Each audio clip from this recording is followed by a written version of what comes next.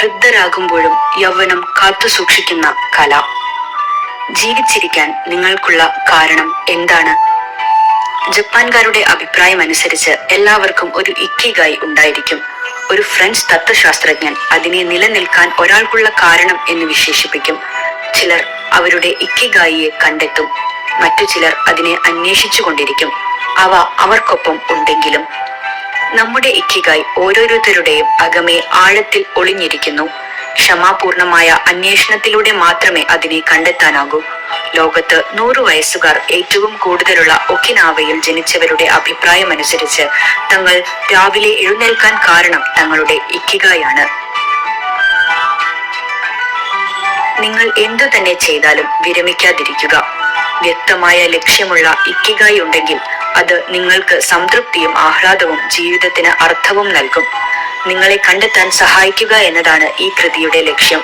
ഒപ്പം ശരീരത്തിന്റെയും മനസ്സിന്റെയും ആത്മാവിന്റെയും ആരോഗ്യം നിലനിർത്തുന്നതിനുള്ള ജാപ്പനീസ് ദർശനത്തിന്റെ ഉൾക്കാഴ്ച പങ്കുവെക്കുക എന്നതും. വിസ്മയകരമായ ഒരു കാര്യം നിങ്ങൾ ശ്രദ്ധിച്ചിരിക്കും. ജപ്പാനിൽ ജീവിക്കുമ്പോൾ വിരമിച്ച ശേഷവും ആളുകൾ എത്രമാത്രം ഊർജ്ജസ്വലരാണ്. യഥാർത്ഥത്തിൽ ഭൂരിപക്ഷം ജപ്പാൻകാരും ഒരിക്കലും വിരമിക്കുന്നില്ല. ആരോഗ്യം അനുവദിക്കുന്നതുവരെ അവർ തങ്ങൾക്ക് ഇഷ്ടമുള്ളത് ചെയ്തുകൊണ്ടിരിക്കും. യഥാർത്ഥത്തിൽ ഇംഗ്ലീഷിൽ വിരമിക്കുക എന്ന അർത്ഥം സൂചിപ്പിക്കുന്ന നല്ലതിനു വേണ്ടി ജോലിയിൽ നിന്ന് വിട്ടുപോകുക എന്നതിന് സമാനമായ വാക്ക് ജപ്പാൻ ഭാഷയിൽ ഇല്ല. രാജ്യത്തെക്കുറിച്ച് നന്നായി അറിയുന്ന നാഷണൽ ജോഗ്രഫിക് റിപ്പോർട്ടർ ഡാൻ ബുവേറ്റ്നറുടെ അഭിപ്രായത്തിൽ ജപ്പാൻ സംസ്കാരത്തിൽ ജീവിതത്തിന് ഒരു ലക്ഷ്യമുണ്ടായിരിക്കുക എന്നത് വളരെ പ്രധാനമാണ്. അതുകൊണ്ട് തന്നെ വിരമിക്കുക എന്ന ആശയം ഇവിടെ ഇല്ല. അനശ്വര യൗവനത്തിന്റെ ദ്വീപ്. ദീർഘായുസിനെ കുറിച്ചുള്ള ചില പഠനങ്ങൾ കാണിക്കുന്നത് അതിശക്തമായ സാമൂഹിക ബോധം, വ്യക്തമായി നിർവചിക്കപ്പെട്ട ഇക്കിഗായി എന്നിവയെ പോലെ തന്നെ പ്രധാനമാണ് പ്രശസ്തവും ആരോഗ്യകരവുമായ ജാപ്പനീസ് ആഹാരക്രമവും. ചിലപ്പോൾ ഏറ്റവും പ്രധാനപ്പെട്ടത് ഒക്കിനാവയിലെ ബ്ലൂ സോണുകൾ എന്ന് വിളിക്കുന്ന ആളുകൾക്ക് ദീർഘായുസ്സുള്ള മേഖലകളിലെയും 100 വയസ്സുകാരെ കുറിച്ച് സമീപകാലത്ത് നടന്ന ആരോഗ്യശാസ്ത്ര പഠനങ്ങൾ ഈ അസാധാരണ മനുഷ്യരെ കുറിച്ച് കൗതുകകരമായ നിരവധി വസ്തുതകൾ കാണിച്ചു തരുന്നു. ലോകത്തെ മറ്റ് ജനസംഖ്യകളെക്കാൾ കൂടുതൽ കാലം ഇവർ ജീവിച്ചിരിക്കുന്നു എന്ന് മാത്രമല്ല, ക്യാൻസർ, ഹൃദ്രോഗം, ഗുരുതരമായ മാരക രോഗങ്ങൾ എന്നിവ ഇവരിൽ കുറവാണ്. ലോകത്തിന്റെ മറ്റെവിടെയും താമസിക്കുന്ന പ്രായമായവർക്ക് ചിന്തിക്കാൻ പോലും കഴിയാത്ത വിധമുള്ള ആരോഗ്യസ്ഥിതിയും ഓജസ്സും അസൂയാർഹമായ വിധത്തിൽ ഈ 100 വയസ്സുകാർക്ക് അനുഭവിക്കാൻ കഴിയുന്നു. ഇവരുടെ രക്തപരിശോധനയിൽ ചുരുക്കം ഫ്രീ റാഡിക്കലുകളെ കണ്ടെത്താനായുള്ളൂ, കോശങ്ങളുടെ വാർദ്ധക്യത്തിന് കാരണമാകുന്ന ഘടകം. ഇതിനു കാരണം അവരുടെ ചായകുടിയും വയറിന്റെ 80% മാത്രം നിറയും വിധമുള്ള ആഹാരം കഴിക്കലുമാണ്. ആർത്തവ സമയത്ത് സ്ത്രീകൾ മിതമായ ലക്ഷണങ്ങളെ കാണിക്കുന്നുള്ളൂ. പ്രായമേറിയാലും സ്ത്രീയും പുരുഷനും ഉയർന്ന അളവിൽ ലൈംഗിക ഹോർമോണുകൾ നിലനിർത്തുന്നു. ആഗോള ശരാശരിയേക്കാൾ ഏറെ താഴെയാണ് മറവി രോഗത്തിന്റെ നിരക്ക്. ഈ പുസ്തകത്തിൽ ഈ ഓരോ സവിശേഷതകളെയും ഞങ്ങൾ പരിഗണിക്കുന്നുണ്ട്. ഒക്കിനാവക്കാർ ഇക്കിഗായിക്ക് ഊന്നൽ കൊടുക്കുന്നതിലൂടെ അവരുടെ ഓരോ ദിവസത്തിനും ഒരു ലക്ഷ്യം കൈവരുന്നു. അവരുടെ ആരോഗ്യത്തിലും ദീർഘായുസ്സിലും പ്രധാന പങ്കുവഹിക്കുന്നു. ദീർഘായുസിന്റെ 5 നീല മേഖലകൾ. Blue zone. ദീർഘായുസുള്ളവർ ജീവിക്കുന്ന ലോകത്തെ നീല മേഖലകളിൽ ആദ്യ സ്ഥാനത്താണ് ഒക്കിനാവ. ലോകത്ത് മറ്റെവിടത്തേക്കാളും കൂടുതൽ ആയുസ്സോടെയും കുറഞ്ഞ രോഗത്തോടെയും ഇവിടെ സ്ത്രീകൾ ജീവിക്കുന്നു. ഡാൻ ബ്യൂട്ട്നർ തന്റെ ദി ബ്ലൂ സോൺസ് എന്ന കൃതിയിൽ രേഖപ്പെടുത്തുന്ന 5 മേഖലകൾ ഇവയാണ്. 1. ഒക്കിനാവ, ജപ്പാൻ, പ്രത്യേകിച്ച് ദ്വീപിന്റെ വടക്കൻ ഭാഗം. സമൃദ്ധമായ പച്ചക്കറിയും പാൽക്കട്ടിയിൽ നിന്നുണ്ടാക്കുന്ന ടോഫു എന്ന ഭക്ഷണവുമാണ് ഇവിടെ പ്രധാന ആഹാരം. ചെറിയ പാത്രങ്ങളിലാണ് ഇവർ ഭക്ഷണം കഴിക്കുക. ഇക്കിഗായ് എന്ന ദർശനത്തിനു പുറമെ മറ്റൊന്നുകൂടി അവരുടെ ദീർഘായുസ്സിൽ പ്രധാന പങ്കുവഹിക്കുന്നു. അതാണ് മോ ആയി. സുഹൃത്തുക്കൾ തമ്മിലുള്ള പരസ്പര ബന്ധിതമായ ഒരു സംഘമാണത്. 2. സാർഡിനിയ, ഇറ്റലി, പ്രത്യേകിച്ച് നോറോ, ഒഗ്ലിയാസ്ട്ര എന്നീ പ്രവിശ്യകൾ. ഈ ദ്വീപ് നിവാസികൾ ദിവസവും ധാരാളം പച്ചക്കറിയും 1-2 ഗ്ലാസ് വീഞ്ഞും കഴിക്കുന്നവരാണ്. ഒക്കിനാവയിലേതുപോലെ ഈ സമൂഹവും പരസ്പരം ഏറെ അടുപ്പമുള്ളവരാണ്. ഇതും അവരുടെ ദീർഘായുസിനെ സംബന്ധിച്ച പ്രധാന ഘടകമാണ്. 3. ലോമ ലിൻഡ, കാലിഫോർണിയ.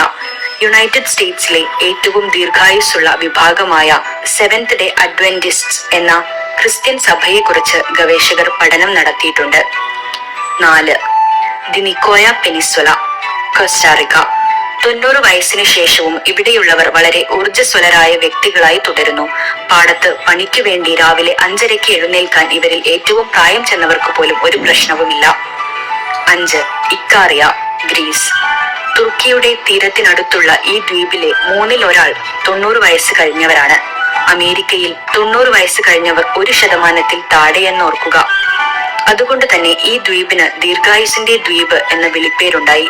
500 BC മുതൽ തുടരുന്ന ജീവിത ശൈലിയാണ് ഈ പ്രദേശത്തിന്റെ രഹസ്യം.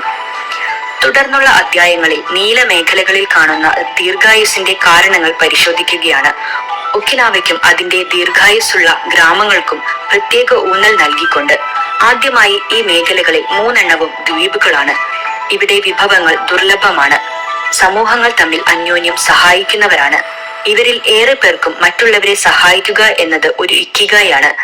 അതാണ് അവരെ ഉഷാറാക്കി നിലനിർത്തുന്നത്. 5 നീല മേഖലകളെ കുറിച്ചും പഠിച്ച ശാസ്ത്രജ്ഞർ കണ്ടെത്തിയത് ഇതാണ്.